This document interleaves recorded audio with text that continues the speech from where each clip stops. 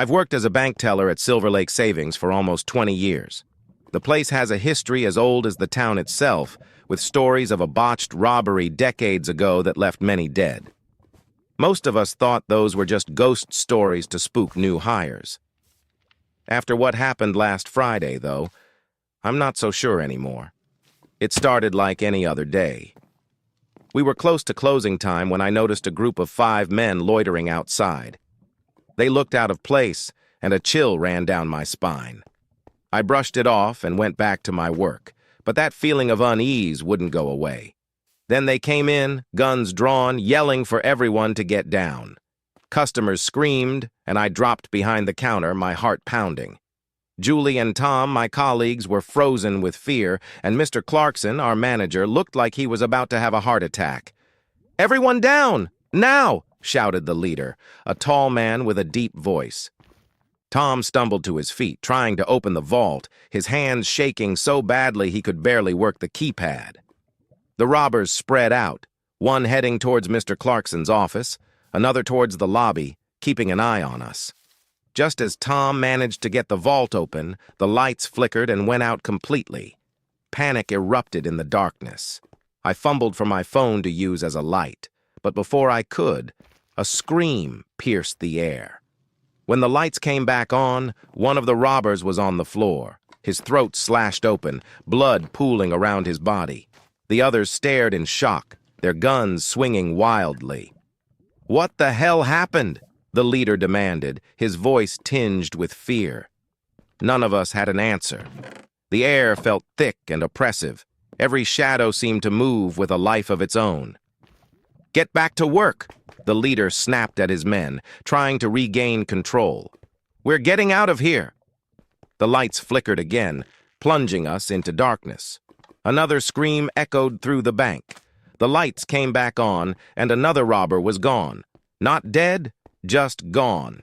The remaining 3 robbers were visibly shaken. The leader tried to keep his composure, but I could see the fear in his eyes. He barked orders, trying to hurry his men along, but the atmosphere had changed. The old bank felt like it was closing in on us. The power went out again, and this time I felt a cold hand brush against my arm in the darkness. I bit back a scream, using my phone to cast a weak light. The shadows seemed to twist and writhe, and I caught glimpses of movement, shapes that shouldn't be there. The lights flickered back on, and the leader's right-hand man was sprawled on the floor, his face twisted in terror, his body riddled with what looked like claw marks. The leader swore loudly, backing away from the scene, his gun shaking in his hand. "Enough!" he shouted. "We're leaving now!" But the power had other ideas. The lights went out again, plunging us into darkness. This time I heard a low, guttural growl, something primal and ancient. The remaining robbers screamed, their voices overlapping in a cacophony of fear. When the lights flickered back on, only the leader was left. He stood in the middle of the room, his eyes wild, his gun hanging limply at his side. He turned slowly, looking at each of us, his face pale and haunted. What is this place?" he whispered, more to himself than to anyone else. Before anyone could answer, the power went out again. This time, the darkness was absolute, suffocating. I couldn't see anything, but I could hear the leader's ragged breathing, his panicked footsteps as he stumbled around the room. And then, silence. When the lights flickered back on, the leader was gone. The bank was eerily quiet. The only sounds the faint hum of the machinery and the soft sobs of the customers. Julie and Tom were huddled together, their faces pale and drawn. I stood up slowly, my legs shaking, and made my way to the front door. It was locked from the outside, but the robbers had left their tools behind. I fumbled with the lock, finally managing to get the door open. The police arrived moments later, flooding the bank with their flashing lights and barking orders. They found the bodies of the robbers, but no sign of the leader or the other 2. The investigators were baffled, their faces grim as they tried to piece together what had happened.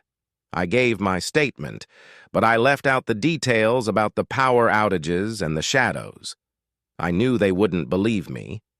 Hell, I barely believed it myself. The bank was closed for a week while they conducted their investigation. When we finally reopened, the atmosphere was different. The old building felt even more oppressive, the shadows darker, the air heavier. I couldn't shake the feeling that we were being watched, that something was lurking just out of sight. One evening, as I was closing up, Julie approached me. She looked just as haggard as I felt, dark circles under her eyes and a haunted look on her face. "Dan, we need to talk," she said, her voice trembling. I nodded, leading her to the break room where we could have some privacy. She closed the door behind us and took a deep breath. "I can't take it anymore," she said, her voice breaking.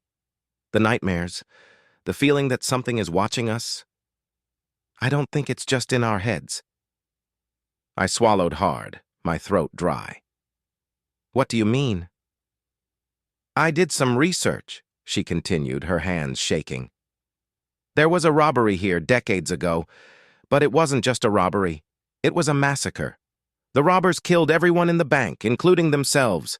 They say the place is haunted by their spirits, trapped here, seeking revenge." I felt a cold chill run down my spine. "And you think what happened last Friday?" "It was them," she said, her eyes wide with fear. "I'm sure of it. The spirits of those who died in that massacre. They're still here, and they're protecting this place." I wanted to dismiss her words as nonsense, but deep down I knew she was right. The events of that night, the unexplainable deaths of the robbers, the oppressive atmosphere, it all pointed to something supernatural. "We need to do something," Julie said, her voice desperate. "We need to find a way to put the spirits to rest." I nodded, though I had no idea how we could possibly do that.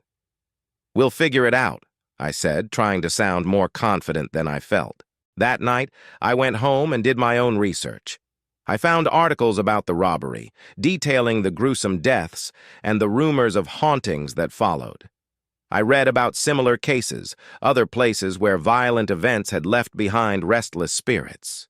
The more I read, the more convinced I became that Julie was right.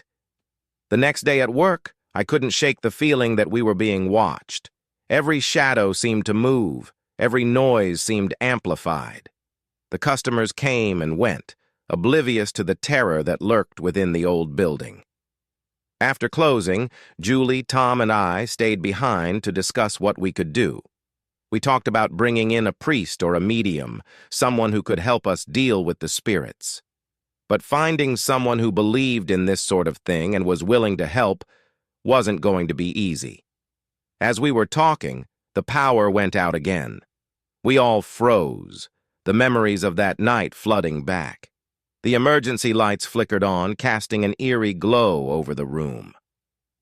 "We need to get out of here," Tom said, his voice shaking. Before we could move, the temperature in the room dropped, and we could see our breath misting in the cold air. A low, guttural growl echoed through the bank, and the shadows seemed to shift and twist. "We're not alone," Julie whispered, her eyes wide with terror. A figure emerged from the shadows, its form twisted and grotesque. It was one of the robbers, his face contorted in a mask of rage and pain. He moved towards us, his eyes burning with hatred. "Run!" I shouted, grabbing Julie's hand and pulling her towards the door. We stumbled through the darkness, the figure close behind us. The old building seemed to close in on us, the walls narrowing, the shadows pressing in. We reached the front door, but it wouldn't budge. It was as if the building itself was conspiring to keep us trapped. "Help!" Tom shouted, pounding on the door. The figure reached out, its cold, dead hands brushing against my back. I turned, swinging my flashlight wildly, but it passed right through him. The spirit let out a howl of rage, and I felt a searing pain in my chest. "Keep moving!" I shouted, pushing Julie and Tom towards the back door. We ran through the labyrinthine halls of the bank, the figure close behind.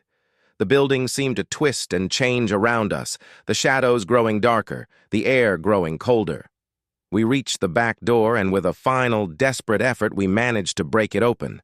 We stumbled outside, gasping for breath, the cold night air a welcome relief. The figure stopped at the threshold, its eyes burning with hatred as it watched us. "We need to find help," Julie said, her voice shaking. I nodded, though I wasn't sure who we could turn to. The police wouldn't believe us. A priest or a medium seemed like the only options. But as I looked back at the old bank, something shifted in my mind. "Wait," I said, stopping Julie and Tom. What if we don't try to get rid of them?" Tom frowned. "What do you mean?" "What if we use them?" I suggested, my voice steady despite the fear coursing through me. "What if we let the spirits protect the bank from future robberies?" Julie's eyes widened in realization. "You mean let them stay? Use their hatred to keep others out?" I nodded. "It's not ideal, but it's clear they don't want anyone stealing from here again. If we can make peace with them, maybe we can coexist." Tom looked uncertain, but Julie slowly nodded. "It might work. We just need to find a way to communicate with them, make sure they understand we're not the enemy." We spent the next few days researching how to communicate with spirits. We found an old book in the local library that suggested using objects from the time of the haunting to establish a connection. We gathered some old coins and papers from the bank's archives and set up a small shrine in the break room. That night we stayed late again, the building silent and foreboding. We arranged the items on the shrine and lit a candle, sitting in a circle around it. "We come in peace," I said, my voice trembling slightly. "We know what happened here and we understand your pain. We don't want to drive you away. We want to make a deal." The air grew colder, and the shadows seemed to gather around us. A low whisper echoed through the room, and I felt a presence brush against my mind. "We will let you stay," Julie said, her voice steady. "We won't disturb you, and we'll make sure the bank stays as it is. All we ask is that you protect this place from those who mean harm." The whisper grew louder, a multitude of voices overlapping. I couldn't understand the words, but the tone was clear. Anger, pain, a deep sense of betrayal. But then, slowly, it shifted to something else. Acceptance. The candle flickered, and the shadows seemed to retreat slightly. The temperature in the room rose, and the oppressive feeling lifted just a bit. "They agree," Tom whispered, his eyes wide with awe. "They'll stay, and they'll protect the bank." Over the next few weeks, we noticed a change in the atmosphere. The bank still felt old and haunted, but the oppressive weight had lifted. Customers came and went, unaware of the spirits watching over them, and we, the workers, learned to coexist with the ghosts of the past. We never had another robbery. The spirits made sure of that. The few times someone tried, they were met with the same fate as the robbers from that fateful night. The police eventually stopped investigating, writing off the incidents as accidents or disappearances. We never spoke of it outside our circle. The bank continued to operate, a silent guardian watching over us. And while the shadows still danced and the air still grew cold, we knew we were safe. The spirits of Silver Lake Savings had found a new purpose, and in their eternal vigil, they protected us all.